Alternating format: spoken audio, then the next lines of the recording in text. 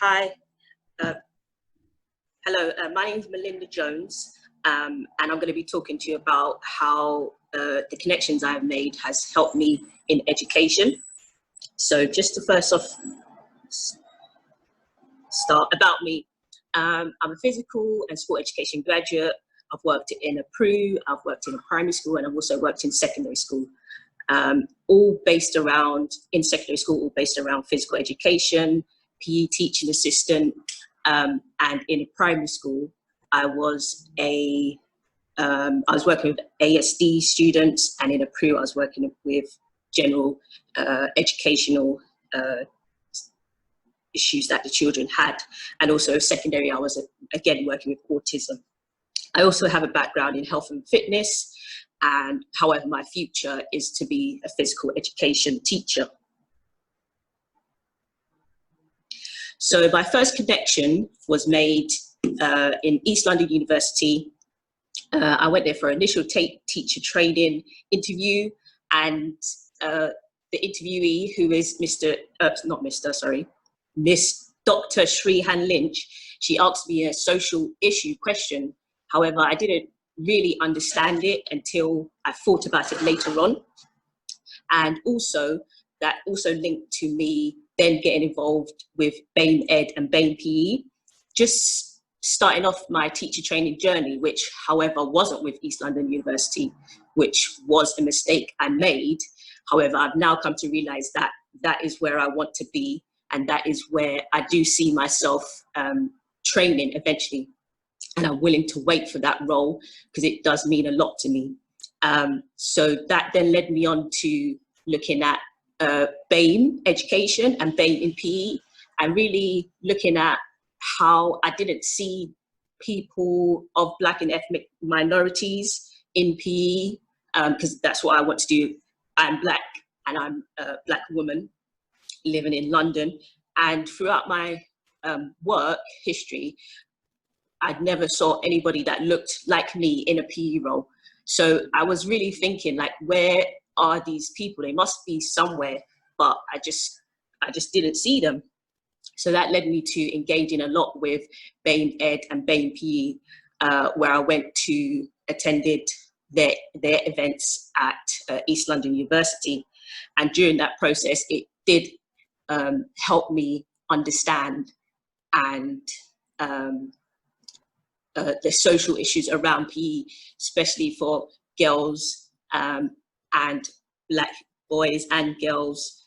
And it also made me question my previous experiences and thoughts that I had of PE, and question some of the things that I might have seen and heard from PE teachers when they're teaching certain children of ethnic minorities. And I feel like I want to be there to stand up for them when it comes to those conversations that they might be having with the teachers. So that led me, again, to just dig deep and just search out anything that I could find, read, and anybody that was speaking about it, listen to everybody's stories and everybody's issues and solutions that they may have come up with. So my first thing was to get onto Twitter.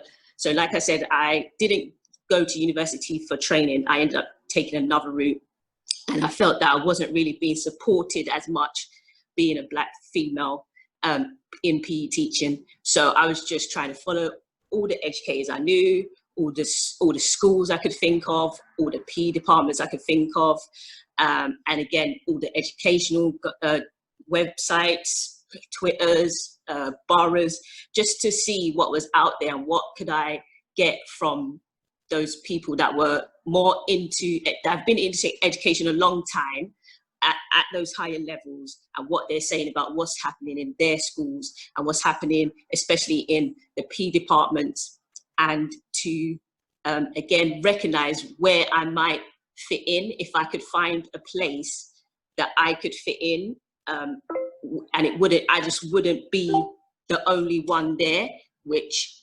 it can be like that. You can be, unless it's a subject like, I don't want to generalize, but English, maths, science, the PE for BAME is really, really small from my perspective. But obviously now that I've come out and I've been connecting with other people on Twitter and this platform as well, which I never really thought I would get onto.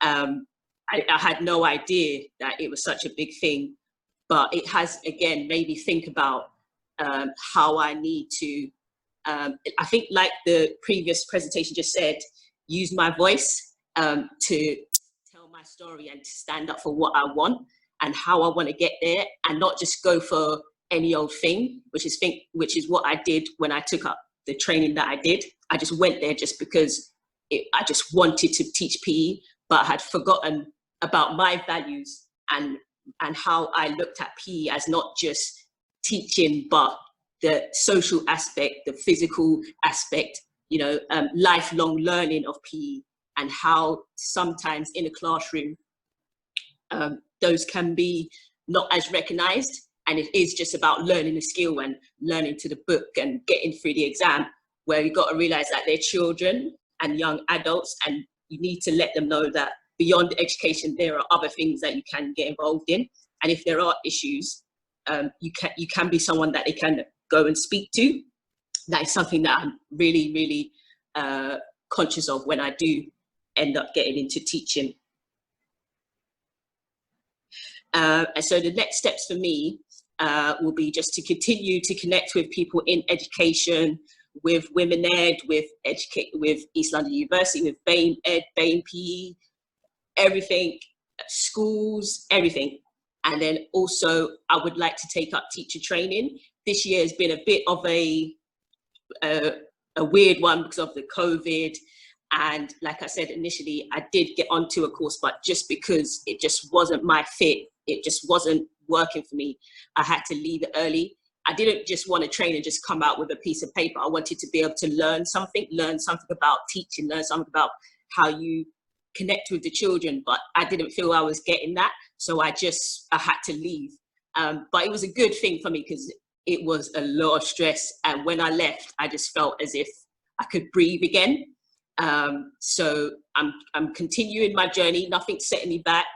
At least I have a little bit of knowledge from there that I could probably take forward with me. But I'm not going to see it as a waste of time, but it just wasn't right for me at that time. And then from leaving that, I managed to get a small role working with SEN autism in a primary school. That is, again, another one of it's my interest, and I like it because children on the autism spectrum, they're really nice and kind, and you get to know them on a different level. And yeah, we say they obsess about things, but it's their interest, and I feel like I can really relate to that no matter what it is. I make good connections with children, and I feel that's one of my gifts as an up and coming teacher in the education sector. And again, just continue to just network and just follow, go to as many events as I can when we can go to events. And that was my initial reasoning. I just wanted to get out there and kind of get off of my chest what I was going through as well at the time. So that's why I was able to just let everything out. And I think that's why I'm at a good place now. So, and I'm just going to continue to do that. Just speak up, try not to hold everything in, just get it off my chest and just put myself out there. And this is one of the things I've done. I've put myself out there, which it's a bit scary, but yeah, I've done it now. Thank you for listening.